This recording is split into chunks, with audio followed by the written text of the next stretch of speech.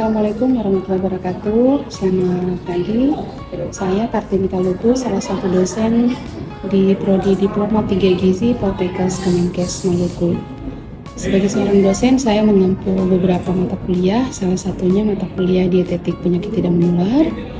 Mata kuliah ini memiliki bobot 3 SKS dengan 2 SKS teori dan 1 SKS praktek. Mata kuliah ini merupakan salah satu mata kuliah dari rumpun ilmu gizi yang membahas tentang penyakit tidak menular pada berbagai kelompok usia dan penanganan pasien menggunakan pedoman asuhan gizi terstandar atau PAGT. Capaian pembelajaran pada mata kuliah ini adalah yang pertama, mahasiswa mampu melakukan penapisan atau nutrition screening pada klien atau pasien secara individu. Yang kedua, mahasiswa mampu melakukan pengkajian gizi atau nutritional assessment pada pasien dengan komplikasi dengan kondisi-kondisi kesehatan secara umum, misalnya hipertensi, penyakit jantung, obesitas, kekurangan energi protein, diabetes mellitus, batu ginjal, gangguan purin, pra dan pasca bedah. Yang ketiga, mahasiswa mampu melakukan pengkajian gizi atau nutritional assessment pasien dengan komplikasi untuk kondisi kesehatan secara kompleks. Yang keempat, mahasiswa membantu merencanakan dan juga mengimplementasikan asuhan gizi pada pasien atau klien. Kemudian yang kelima, mahasiswa berpartisipasi dalam pemilihan formula enteral serta implementasi dalam penyediaan diet bagi pasien dengan kondisi tertentu, khususnya penyakit tidak menular.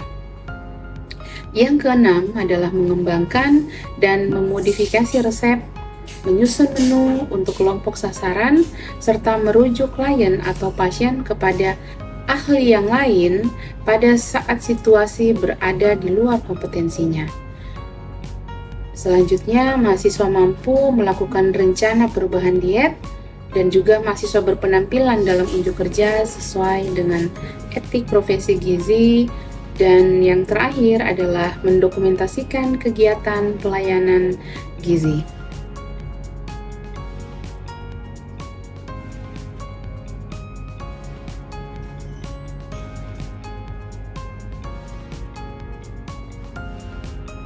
Mata kuliah ini terdiri dari 16 kali pertemuan yang terdiri dari 14 kali proses pembelajaran dan 2 kali ujian, yaitu ujian tengah semester dan ujian akhir. Sebagai penunjang pembelajaran, mahasiswa juga diminta untuk mengeksplor bahan kajian yang diperoleh melalui buku cetak, electronic book, ataupun artikel-artikel ilmiah terkait. Metode pembelajaran yang saya lakukan pada mata kuliah ini sebagai bentuk interaksi dengan mahasiswa adalah ceramah, kemudian diskusi. Diskusinya dilakukan dalam bentuk small group discussion maupun case study. Pada case study biasanya saya memberikan contoh kasus kepada mahasiswa untuk didiskusikan terkait dengan penyakit tidak menular dan berkaitan dengan penanganan gizi terstandar terkait dengan penanganan masalah tersebut. Terkait dengan bobot penilaian, untuk mata kuliah ini dibagi menjadi 2, terdiri dari 40% untuk penilaian teori dan 60% untuk penilaian praktik yang dilaksanakan di laboratorium. Sehingga nilai bobot yang akan diakumulasikan menjadi 100%. Berikutnya akan saya tampilkan kegiatan praktek pengajar saya yang saya lakukan dengan mahasiswa di kelas. Baik, Assalamualaikum warahmatullahi wabarakatuh. Waalaikumsalam warahmatullahi wabarakatuh. Baik, selamat pagi adik-adik sekalian. Pada kesempatan ini kita akan melanjutkan pertemuan untuk mata kuliah diabetes penyakit tidak menular. Jadi kita akan masuk untuk pertemuan ke-8 materi tentang masalah pada kelenjar endokrin, ya. Nah, salah satu penyakit yang ada pada kelenjar endokrin biasa kita sebut dengan diabetes mellitus. Nah, terkait dengan mata kuliah ini, diabetes mellitus merupakan salah satu penyakit akibat gangguan metabolik yang disebabkan karena ketidakseimbangan hormon insulin di dalam tubuh, ya.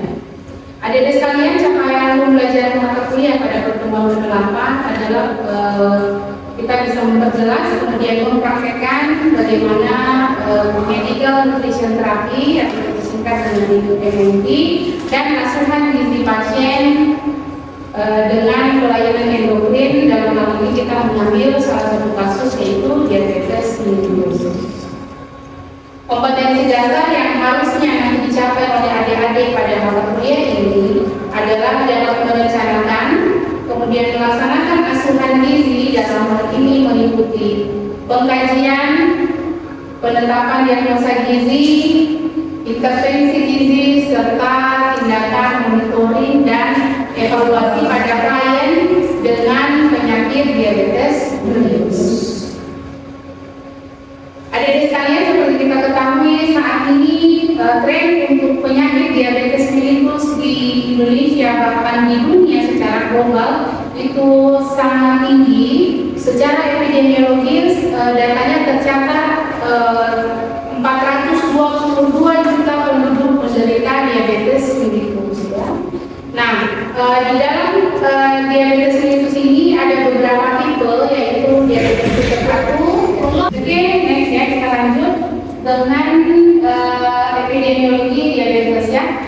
Bahwa di rata-rata dari keseluruhan total penduduk yang ada di dunia, 1 dari 11 penduduk menderita diabetes mellitus, dan itu merupakan persentase yang cukup besar bagi dunia, ya. Seperti yang mungkin ada yang bisa saya sini, bahwa data diabetes mellitus itu sangat tinggi, yaitu 422 juta. Nah, tipe-tipe diabetes ada tipe 1 diabetes, ya. Diabetes tipe 1, diabetes tipe 1 ini adalah diabetes bawaan dari lahir, ya. Dan kemudian ada diabetes tipe 2. Diabetes tipe 2 ini adalah diabetes yang bukan sejak lahir tetapi dipengaruhi oleh beberapa faktor resiko yang kita akan masuk ke dalam faktor resiko tersebut, ya. Kemudian yang ketiga ada gestasional diabetes. Baik, adik-adik sekalian, mungkin di sini sudah terlihat, ya, tampilan bagaimana sih agar kadar gula tetap stabil dalam darah, ya.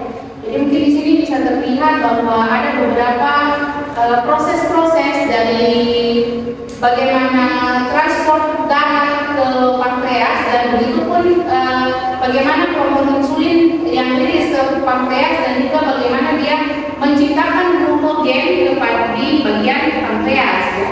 Nah, pankreas ini tadi yang menciptakan hormon insulin, dan dia akan menstimulasi glukosa yang diambil dari dalam darah, sehingga nanti glukosa ini yang bisa dipakai menjadi energi. Nanti dari insulin ini dia bisa menghasilkan glikogen dan glukosa, ya. Dia menghasilkan glukogen dan glukosa, dan ini tempat penyimpanan yang ada di liver atau kita sebut di hati, ya. Nah, proses-proses dari pankreas ini disebut juga glukagon, ya, penciptaan glukogen ini, dan beginilah siklus dalam darah pada setiap orang seperti itu, ya. Jadi kalau misalnya hormon insulin yang ada di pankreas, misalnya pankreas kurang berfungsi atau ada ketidakseimbangan di sini, maka insulin tidak bisa berproduksi dengan baik seperti itu, sehingga tidak bisa menghasilkan energi, ya. Nanti kita akan lihat bagaimana sih bisa terjadi gejala-gejala umum pada penderita diabetes. Nah, sebelum gejala-gejala kita lihat dulu apa sih faktor risiko untuk diabetes mellitus. Faktor risiko diabetes ada dua, ya. Yang pertama yang bisa dimodifikasi dan yang tidak bisa dimodifikasi. Non-modifiable risk factor adalah faktor yang tidak bisa dimodifikasi pada diabetes mellitus.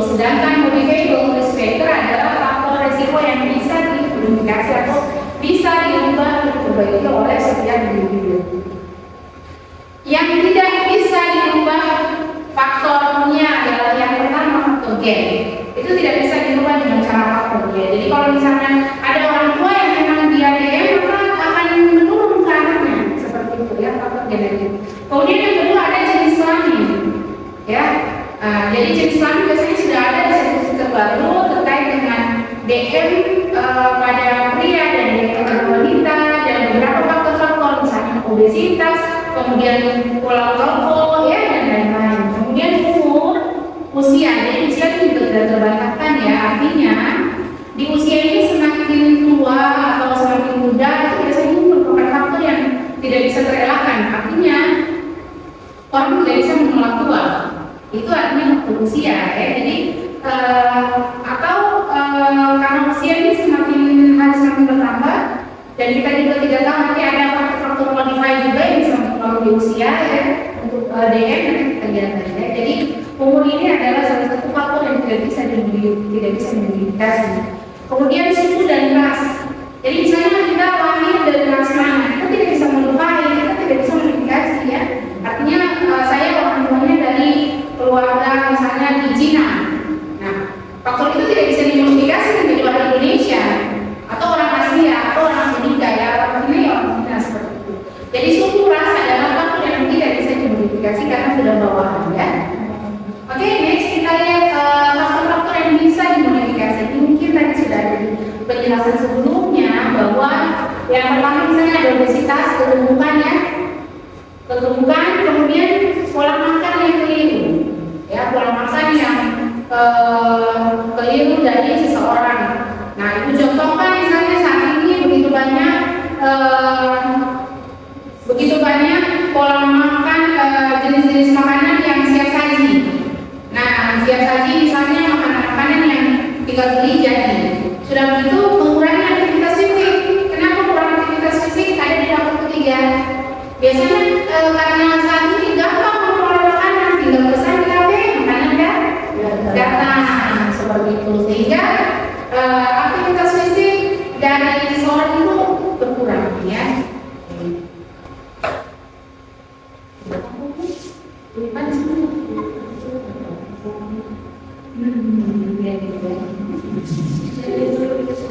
Oke, kita lihat di proses asuhan gizi ya.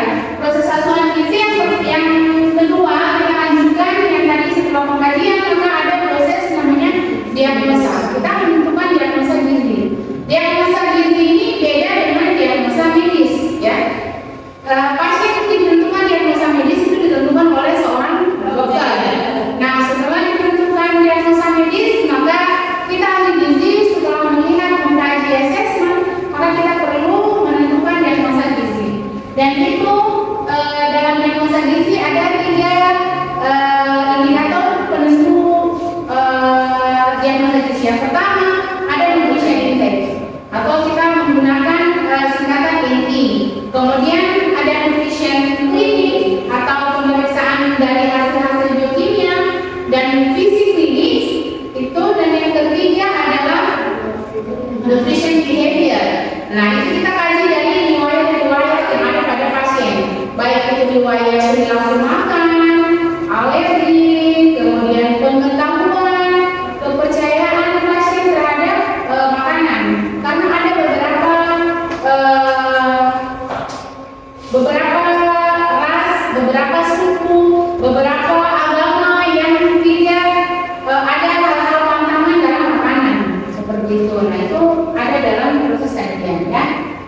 Nah ini diagnosa gizi berkaitan dengan ingredient yang tidak adekuat, dia bisa masuk ke dalam nutrition intake. Kemudian kalau konsumsi kalori tidak tepat masuk di nutrition kalori tidak tepat masuk di nutrition bisa intake bisa tidak ya, tergantung karena kita punya dalam menentukan diagnosa ada 3 penentu, ada penyebab, etiologi, sign and symptom. Apa yang menjadi penyebab pasien menderita DM itu tergantung dari bagaimana kita melakukan assessment. Nah setelah itu etiologi apa sih tanda gejala yang ada pasien itu ya, yang ada pada pasien. Kemudian Yang berikutnya adalah sign-sign atau tanda dan gejala.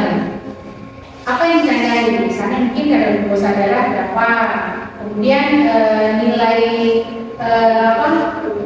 saat kaji pola makan berapa nilainya. Kalau misalnya hanya berapa persen di bawah dari standar, misalnya di bawah 80%, makanya terjadi masalah. Itu bisa menjadi dasar untuk penentuan diagnosa gizi ya. Nah, kemudian yang berikutnya setelah diagnosa gizi, maka kita akan menentukan intervensi gizi ya. Nah, intervensi gizi yang pertama kita tentukan dulu jenis terapi diet yang harus kita berikan apa. Untuk pasien DM, biasanya terapi diet itu kita berikan diet DM. Memang namanya diet DM. Nah, pasien DM juga perhitungan zat gizi atau untuk orang itu juga dihitung sesuai dengan rumus tertentu. Kita tidak bisa menggunakan rumus Haris-Benedict, tapi kita menggunakan rumus dari ini ya. Nah, untuk terapi diet ini adik-adik sekalian, terapi diet ini kita tentukan diet DM. Nah, ditentukannya sesuai dengan berat badan pasien ya. Makanya harus dihitung dulu berapa kalori yang dibutuhkan.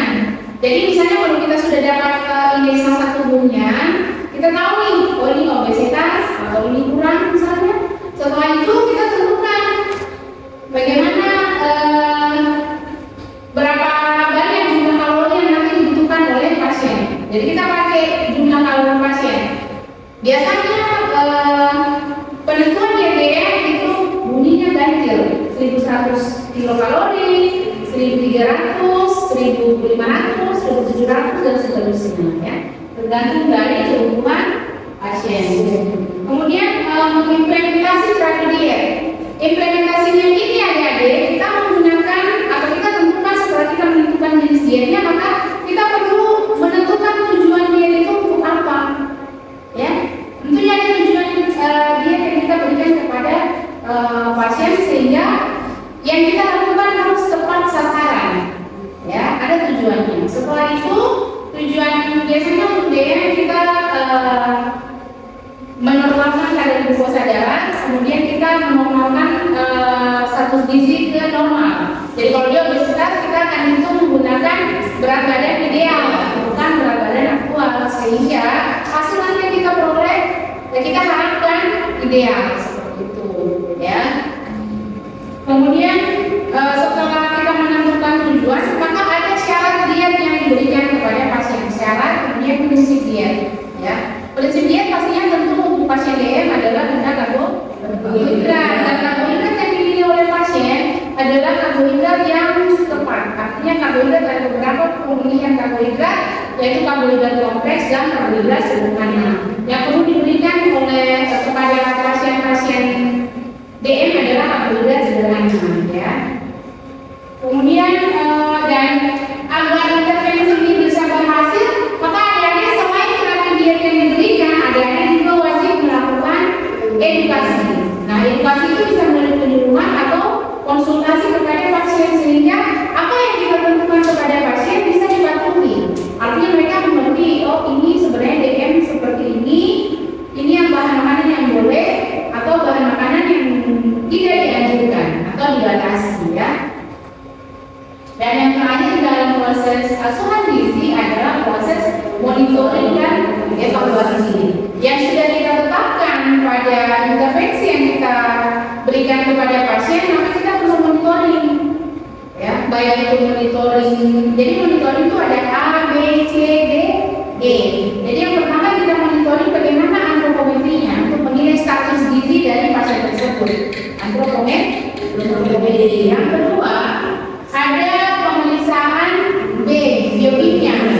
Karena ini adalah DM yang saat diperiksa adalah indikator glukosa darah, maka yang paling penting juga dilihat adalah bagaimana kadar glukosa darah setelah kita memberikan pengkajian gizi. Ya, jadi kita akan lihat before afternya seperti apa, sebelum dan sesudah. Kemudian setelah AB antropometri biokimia, yang C-nya adalah klinis, visi klinis. Kita lihat apakah setelah kita memberikan terapi, baik itu terapi diet maupun terapi konstipasi kira-kira berdampak tidak kepada fisiknya. Misalnya mungkin waktu sebelum sakit dia lemas, dan apakah setelah kita berikan terapi apakah dia sudah membaik atau belum, ya.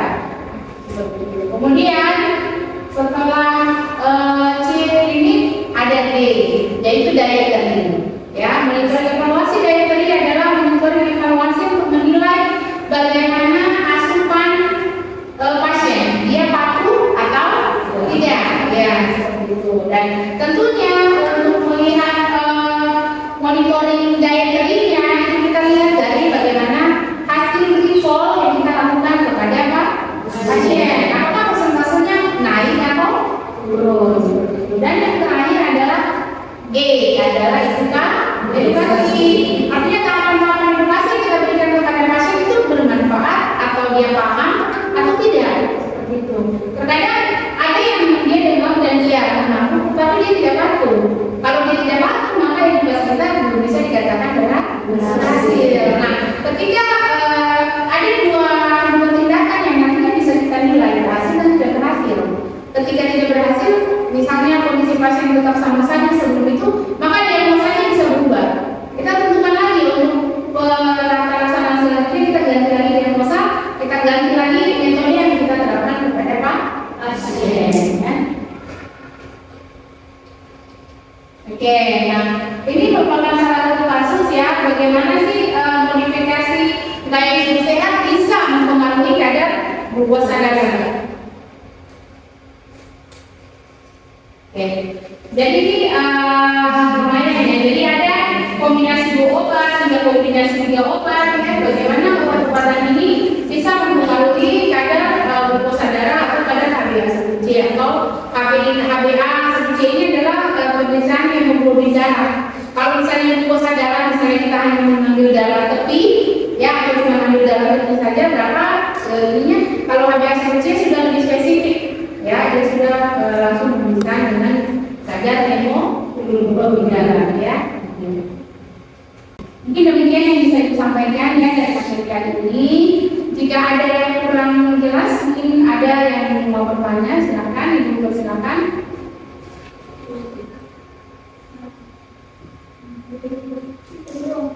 Silakan.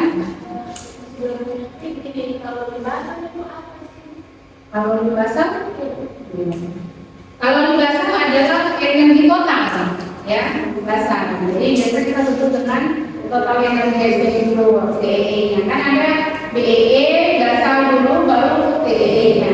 Jadi kalau misalnya hitung energi basah, itu tetap punya energi tubuh, nanti ada TEE-nya, nanti total energi yang dulu, lalu kita tahu total energi fullnya seperti apa, gitu ya. Ada lagi yang lain? Ya, silakan. Kalau biasanya di rumah sakit itu untuk pasien dia sendiri itu makanya harus wajib. Kalau biasanya kan pagi, snack pagi, terus siang, snack sore dan malam. Apakah ditambahkan lagi snack di malam hari sebelum tidur itu diwajibkan atau tidak? Ya, kalau penderita DM biasanya snack malam itu harus diberikan, ya. Kenapa? Karena penderita DM ini tadi dia tidak bisa suplai energi sudah kurang, sehingga yang bisa disuplai itu ya hanya dengan makanan. Dia tidak dikasih makan, dia akan makan. Makanya dia akan sering tadi sesuai dengan gejala ya, poliuri, polifagi, polifiksi. Dia makan selalu keluar, dia makan yang keluar, ya. Sehingga dia selalu merasa haus meskipun sudah makan. Nah, di rumah sakit dia untuk pola makan siang malam biasanya harus disediakan, gitu ya, harus ada. Tapi kalau pasien itu sudah di rumah, misalnya mungkin rawat jalan, pasien rawat jalan, itu nanti disesuaikan dengan kondisi dari pasien atau keadaan. Misalnya nih, kalau misalnya pasien itu dia jam tidurnya jam 8, maka tidak perlu lagi siang malam. Ya, tapi setidaknya pasien tersebut harus diedukasi. Artinya kalau makan pasiennya jangan tidur. Makan 1 sampai 2 jam baru bisa istirahat. Karena nanti bisa memicu mual dan muntah. Karena kalau dalam kondisi kenyang itu bisa agak sulit gitu ya. Oke? Jadi jelas sampai di sini? Jelas. Oke, karena kita sudah jelas semua hari ini, maka berharap materi ini bisa memberikan pemahaman yang baik bagi adik-adik sekalian dan bisa menerapkan asupan gizi dengan baik dan benar. Demikian adik-adik penyampaian kali ini. Mohon maaf ya jika ibu ada kekurangan dalam penyampaian kali ini. Terima kasih banyak atas perhatian adik-adik sekalian. Kita ketemu lagi di pertemuan pekan berikutnya. Kita berikan aplaus untuk kita semua. Salam gini. Assalamualaikum warahmatullahi wabarakatuh.